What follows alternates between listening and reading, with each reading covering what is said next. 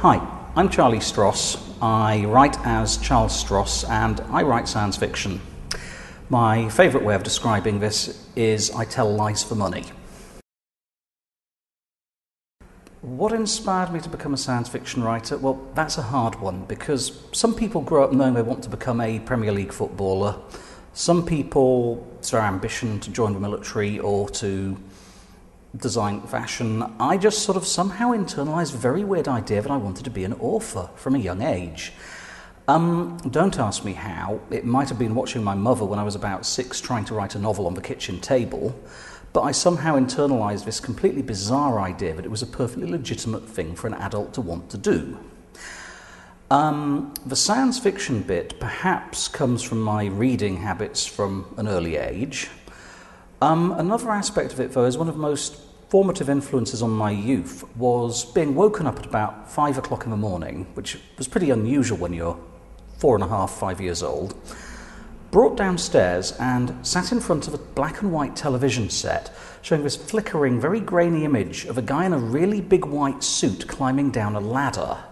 It was, of course, the Apollo 11 moon landing. And for the next 6 months, I was mad keen to grow up to be an astronaut until reality began to intrude and, no astronaut for you. I believe it's probably impossible to write a literary, hyperrealist modern work of fiction without taking into account cell phones, the internet, hacking, the US Air Force drone strikes in Afghanistan, and any number of things which were the meat and bread of science fiction in the 1970s. So, as far as inspiration goes, I've been moving over the past decades paradoxically back towards the mainstream to studying human behaviour in a fairly exact mode, but from the point of view of examining how we respond to changes in the technological ecosystem we inhabit.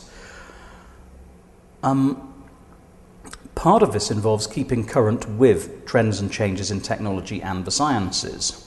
Part of it is also observing the human uses of new technologies, which are utterly unexpected and very, very strange.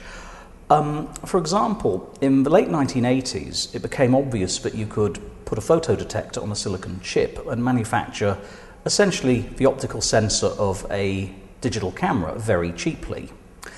By the early 1990s, I was reading outlandish proposals by scientists that you could in principle manufacture these camera chips for 5 pence each. What are you going to do with them? Embed them in telephones? Well, funnily enough, that's exactly what we got.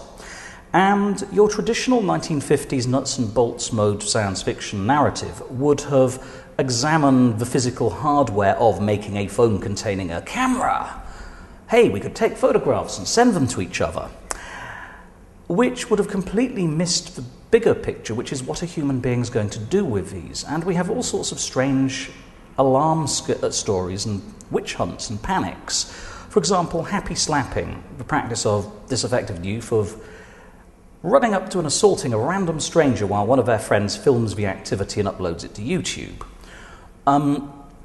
Or we have sexting, the habit of American school kids and teens of sending topless photographs of each other to between their phones, which has resulted in prosecutors in the States running mad and prosecuting teenagers for child pornography offences, facilitated entirely by that strange 5 pence camera on a chip. What human beings do with technology is, if anything, more interesting than the technologies themselves. It tells us something about the human condition. Technologies expand the range of possible human behaviours, and I find it kind of fascinating to try and see how this takes place and what human beings are going to do with them. My own definition of science fiction, first you need to define fiction. I would define fiction as lies we tell in an attempt to explore the human condition.